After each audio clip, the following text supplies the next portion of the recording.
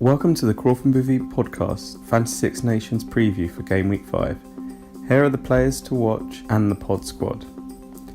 First, let's take a moment to congratulate the back-to-back Six Nations champions, England. A fantastic display from England on the weekend, completely putting their opponent to the sword.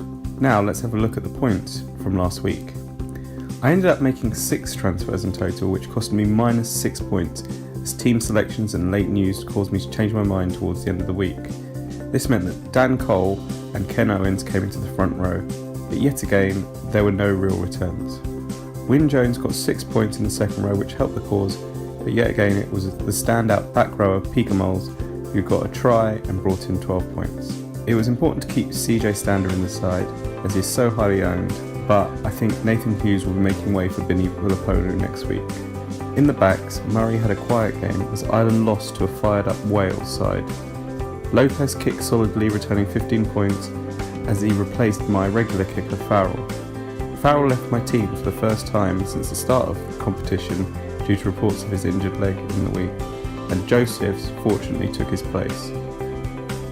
Josephs obviously grabbed a hat-trick, an assist and got the man of the match, so he ended up with 31 points.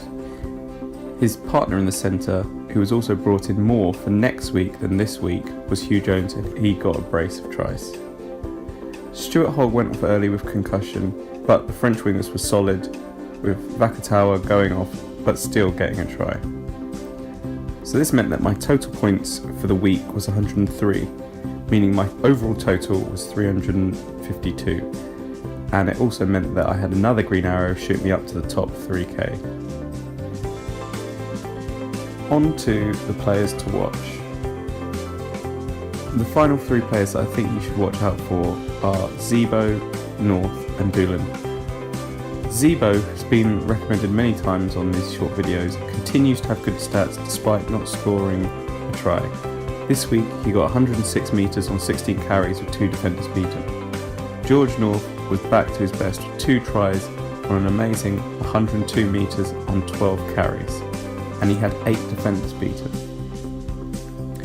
It was between Vakatawa and Doolan, but I went with Doolan as he lasted longer in the game and had 120 metres in 10 carries and had 6 defenders beaten and also scored a try.